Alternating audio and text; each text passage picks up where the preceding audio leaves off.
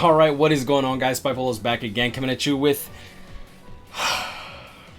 the Should You Summon 4,000 Year Blood War Volume 6. We're going to go over the double chance first, then move into the Droplet banners after. That way I can, like, for those that want more of a breakdown for those characters, we can do that later. I do feel that double chance is obviously more important. And yeah, I'm going to do my best to summarize each character in the filler pool as best as I can without delving too deep into their stats, etc, etc. But without further ado, let's just get into it. One thing I will note is they currently still haven't addressed the price concern that we have. Honestly, I don't know what they're trying to do with it. I feel like we've made enough noise that they should give a response. Like I said, we still don't know if they're actually going to raise the price. I don't believe they will, at the very least not anytime soon, but I do think that it's a way for them to gauge the audience and see exactly what people quote unquote think or want, whatever, etc, etc. But that's a topic for another discussion. Going into it, let's go into this double chance banner. Another thing to note, a lot of people were telling me, it's like, why don't you go to in-game news for the stats and skills, etc, etc. And I'm like sure, I could go into in-game news. It'd be much easier. Like, I could do this from my bed. I don't have to worry about getting up, making a video, etc, etc, and I don't have to do it on the Reddit or whatever. Like, honestly, Soldex gives us way more information than this little paragraph gives us. Sure, we have the stats and skills over here, but in my opinion, stats are completely irrelevant now. Any character with Frenzy has incredibly high spiritual pressure. Any character with Frenzy has 640 to 650 attack, and like it's just everything is like the same. Like, if you go between all these characters, look, 780 spiritual pressure, 780 spiritual pressure, 780 spiritual pressure. That's just how it is. Like, there's no, the flux of stats is around the same for any character with Frenzy. Same thing with characters with Flurry, 750 to 780 attack. That's just how it is. So in my opinion, getting the character's range is much more important, and their collision on their strong attacks is much more important than simply just their stats and skills. One thing to note, a character like Zomari, Can't Fear Your Own World Zomari, for example, a lot of people get triggered at this, but he's garbage. He has range collision on his first and second strong attack, and on top of that, he has a no affiliation killer. On paper, he looks good with his long stride and sprinter, but with sprinter +2, I think. But like, I mean, really? Like, he's not really that good. Going into it, as you can see here, Mayuri, melee character. One thing to note is that he does have a Soul Reaper killer, but his main issue is that he has a 900 radius third strong attack. And the reason that that's important is because even though it's not a full screen, it's not necessarily a bad thing. Characters like that Zomari have a melee collision third strong attack, which, even though it's not like the best strong attack, right, it's not bad. I don't think it's bad. White Ichigo has it, and I think White Ichigo is a great character. Tag Team Ichigo has a 900 radius third strong attack. Does great. One thing to know, he does have a lunge on his first strong attack. He's an overall good character. He's great. But one thing to note, guys, I do still feel that these limited 1,000 Year Blood War characters should be summoned for with caution, because now premium characters, you're going to be able to get more duplicates of them. So aiming for a specific duplicate in a filler pool might be better than actually summoning for the 1,000 Year Blood War counterparts themselves. For example, I have a 3 out of 5 Unohana. Sure, she's limited, but like, I pulled 3 of her since I was pulling for Banken, and if I pull 2 more copies of her, she's going to be much better than any NAD character I have if I build her that way, right? So going into it, overall great character, paralysis on all of his attacks, strong attack recharge -12%, Soul Reaper killer, Berserker, and Frenzy. The reason that's important, that Berserker +20% gets increased because of the Frenzy. So this character is going to be dealing massive amounts of damage. Bruiser +20% for his downtime, weakened defense, and devastation 40%. Going to be dealing massive damage with the special. Debilitator 5 seconds for that paralysis on all of his attacks. Immune to all status ailments. That's very good, especially for autoing. That's going to help him out a lot. Sprinter +2 is very good, so he's going to be flash stepping around the board just like Mugetsu. I'm guessing that they're going to do Sprinter +2 as a toss out, just make the character better, make him a little more unique, which is, in my opinion, a good thing. I think it's really cool. Going into 1,000 Year Blood War, Nemu. Now, she, in my opinion, looks to be best in banner. She has very good range on her second strong attack, crazy 1200 radius on her third strong attack, and then her first strong attack I believe is a lunge, if I remember correctly. Now she does have Hollow Killer, she is a Soul Reaper, and she is a power unit, which is very good because a PvE killer is always great on a character with Frenzy. One thing to note is she does revive if you use your if you use your special and your teammates die, they will be revived with 50% HP, strong attack recharge, long reach plus 20%, bruiser plus 20%, very, very good, havoc plus 20%, and berserker plus 20%, and frenzy. That havoc 20% is massive. That's huge, guys. Everyone was talking about how Byakuya, like the little kid Byakuya, is pretty damn good, but he has no affiliation killer, so it kind of helps him balance out a little bit. But this girl has a PvE killer, she has Frenzy and Berserker, so she's already going to be dealing massive amounts of damage, and then on top of that, she's going to have Havoc 20%, so she's going to be dealing even more damage. Devastation plus 40% for that special, Sprinter plus 2, so she's going to be flying across the board. I do think that she is better than Toshiro, which has always been one of the biggest debated topics. Who's better, Thousand Year Blood War Toshiro or Power Aizen? And everybody knew it was Thousand Year Blood War Toshiro because he's more consistent in terms of how he goes forward with his first strong attack, and he just clears quicker. But that being said, this is insane. she's just nutty. She's just nutty. And on top of that, I believe the only issue that I really find with her is that she doesn't have status elements, which Frenzy and Berserker plus 20%, I don't really think that's a bad thing necessarily. Alright, going into Thousand Year Blood War Zombie Toshiro, and Deep Prophet actually brought up a good point that he might actually be pretty good in PvP because of his poise. On top of that, he does have an Arankar killer, and then on top of that, he does have freeze on all of his attacks, I believe. Strong attack recharge minus 12% link. Mind Arankar killer, which is good because the best Mind Arankar killer that I can really think of is Kukaku. The other alternatives are like Ikaku and Neliel, and let's be real here, those characters are pretty mediocre.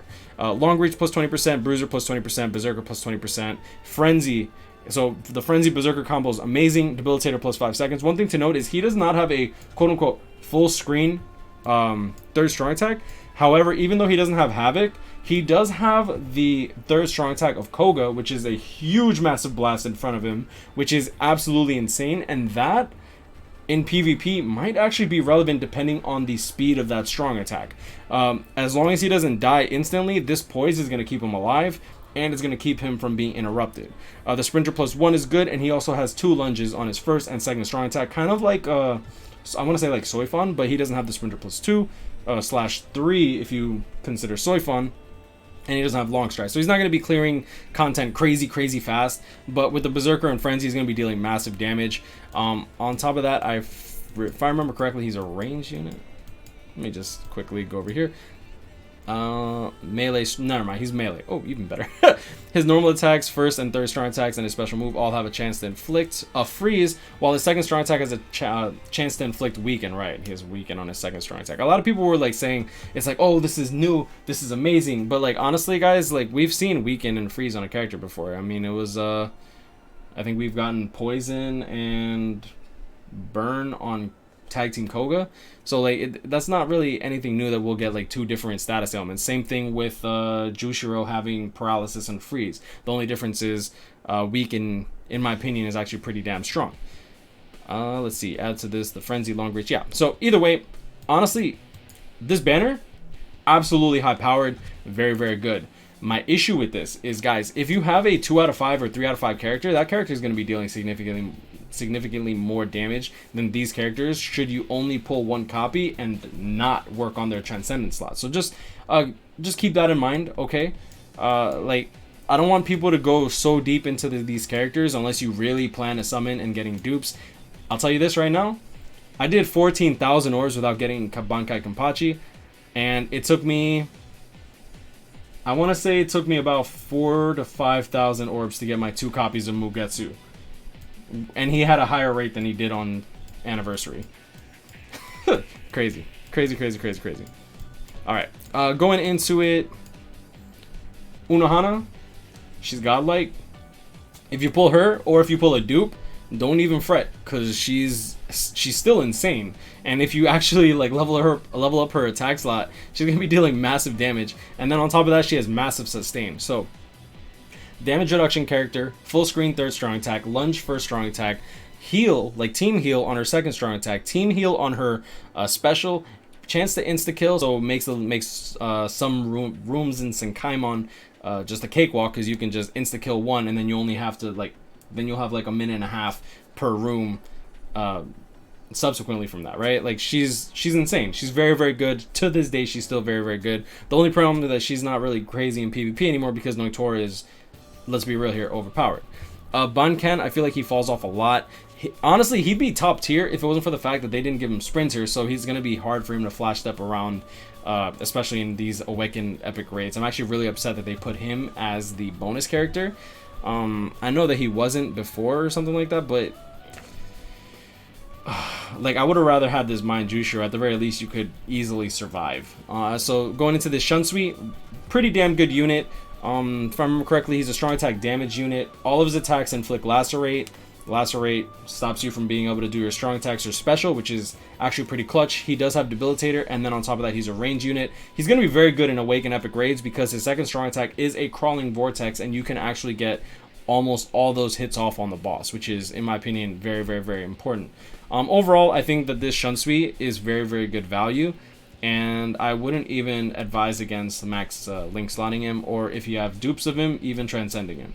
Loopy falls off quite a little bit. Kind of fun to play with. Strong attack, recharge, paralysis on all of his attacks, I think. He does have frenzy. He's a heart unit. Strong attack, recharge. He's pretty good. He's pretty good. I don't think he's anything crazy, but overall fun unit. Not a bad value character. Ikaku. I think Ikaku's pretty good. My issue with him is he also has a 900 radius third strong attack, but like he has so much competition in speed in terms of like actually he really doesn't. No, actually this Ikaku's pretty damn good, and he has Soul Reaper and a Rancor killer, so that's okay. If you get dupes of him, he's not really that bad. I actually think he's pretty damn good. Mind Jushiro, he's garbage. He's a mind DR 20% link at best. And the only special thing about him is that he does a Rasen Shuriken Kamehameha. That's it. That's all he's really got going for him. I wish that it was the other Mind Jushiro, the Strong Attack Recharge 14% one. This is not him. For those that are unfamiliar with the thumbnails, that's not him. So should you summon on this banner? I think that this banner is pretty damn good. I would honestly recommend only doing like 500 to 1,000 orbs tops. And the reason for that is with this dupe system, guys. If you get one Toshiro, but then like 6 months, 8 months, 1 year down the line, you end up getting like 4 copies of like the Mind Strong Attack Recharge 14% Jushiro, you're probably better off working on that Jushiro than Toshiro. Like, unless these characters are some of your favorite characters in the game, I'd say just be very restricted with your orbs.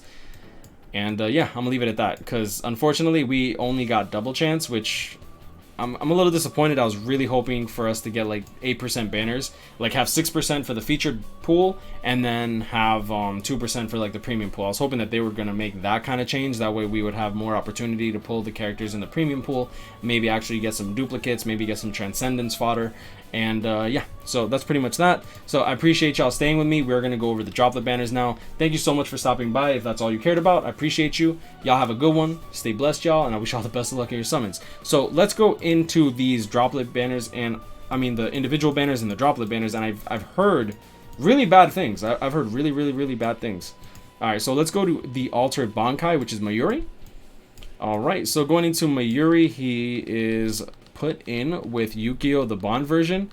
Yeah, he's like a weird hybrid-esque character. If I remember correctly, he does not have Frenzy. Yeah, Berserker 30% garbage, Bruiser 40%, 60% if you count the normal attack damage link. He's trash. Unless you actually transcend him and he's your favorite character, he's garbage. That's all I'm gonna say. Hiyori, I'm not even gonna go over her. She's fucking fodder. She has no range whatsoever. Do not get her confused with the Tech Flurry version of Hiyori. This is the garbage Frenzy one with literally no range whatsoever. So I'm gonna just leave it at that. That's a complete skip, which is kind of sad because Mayuri actually looks like he's gonna be pretty damn good. Alright, so let's see. Nemuri, Nanago, Neliel, and Salaporo. Let's see which ones they are. Probably the Mind one and the Speed, right? Mind Nel...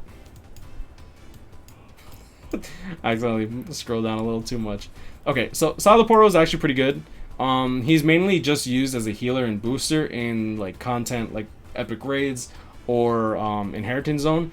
I wouldn't really recommend transcend slotting him or using scrolls. He's just okay. I think he's good. He has his own niche. He's very weird because he has a normal attack damage 25% link, but he's a team healer and a team booster. But he's a NAD character, and you can't really heal because his boost also makes his cooldown 40 seconds. So he's not a really good healer. He's mainly there for his boost, but if you use your boost, your NAD is suffering, and he has a higher NAD. He has a higher attack value than his spiritual pressure. He's very weird. I think he's okay as filling that role, but he's not you don't want him for damage, and you don't want to use him for soloing. Going into it, Neliel, I think she's pretty damn good. She actually I was gonna say auto. She actually solo stages in Senkaimon, like Tower of Ordeals, where there's 3 bosses. Since she's a strong attack recharge with burn on all of her attacks, she does have pushback mechanics on her attacks as well.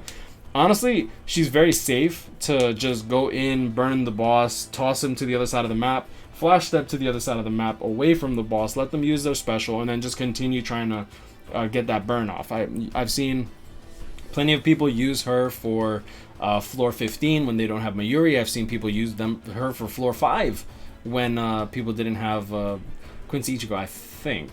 I don't know. People do some wild stuff. But either way, burn on all of her attacks. I think she's very good. I don't know if she has burn on her normal attack damage string. Don't quote me on that. So, Frenzy, Devastation plus 40%, Debilitator plus 2 seconds. I think she's great. I think she's a pretty damn good character, and she's very, very available. So if you have her max duped, she might actually not be that bad to transcend if that's like your best quote-unquote unit, right? Alright, going into it, let's see the final banner with Toshiro. I wish this was easier to scroll down. Okay. Oh yeah, right. We have the Droplet banner after that.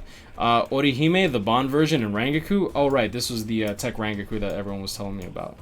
Yeah, I was asking about these filler pools. Orihime is good.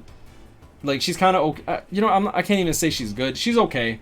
760 attack, 622 spiritual pressure. She comes from a time when Bruiser 50% was meta. Bruiser 50% never took off. That's why they started doing 80%.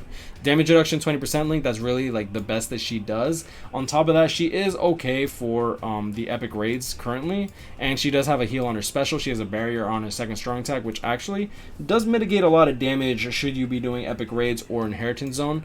Weaken attack on her special, kind of throwaway. Devastation plus 30%, Berserker plus 40%, garbage. She doesn't deal damage with that unless you actually build her to, which is not really a good look. Rangaku, pretty damn good unit. She's really good in Guild Quest should you leave her at level 1 with Frenzy and Sprinter. She does have a 50 hit Vortex, which is great. And should you actually build her up, she's not a bad unit. And she's pretty readily available as well. A Ronkar killer. She's okay. I don't think she's anything busted. Like she doesn't really have as many uses as Neliel in a sense in terms of like Senkaimon. Recover 25% link as well should you want that. I actually use her a lot when I'm trying to auto content, so I don't think she's too bad. The paralysis is kind of not really too noteworthy because she doesn't have debilitator. So I mean that's pretty much all I can really say in that sense. Kind of disappointing filler pool in my opinion. Like I feel like they could have done a lot better, especially with like the limited new units that they have. Like I'm surprised that I don't see Weekend here. I'm surprised that I don't see Ikaku, Toshiro, like Heart LA Toshiro. Like Heart Toshiro should have been in this guy's banner. Like that would have been so cool. Like just make it good value, right?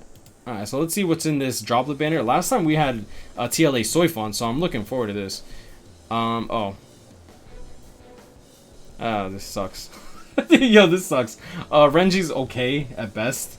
Shansui is okay at best. Like, yeah, these characters are bad. I'll be real with you guys. The best character here is Jackie because she's a boost. She's a strong attack damage, 25% link should you need that for some reason. She does have Frenzy. Renji has Frenzy. Shansui's more of a kind of like a tank auto NAD type unit. To be fair, Renji is a strong attack recharge hollow killer with Frenzy, but the problem is he actually has so much competition in that realm because you have Tag Team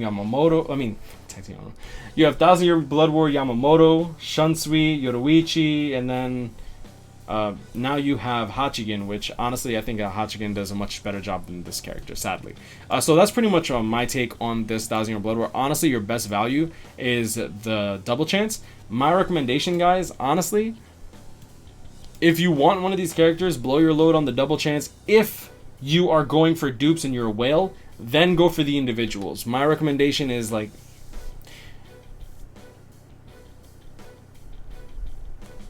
it's so hard, bro. Like, I gotta recommend the banner because it's 1000-Year Blood War, right? And all the characters are great, but it's like the same thing. Is just, if you can't get dupes or meaningful dupes, it could be bad. It could be really, really, really bad for you.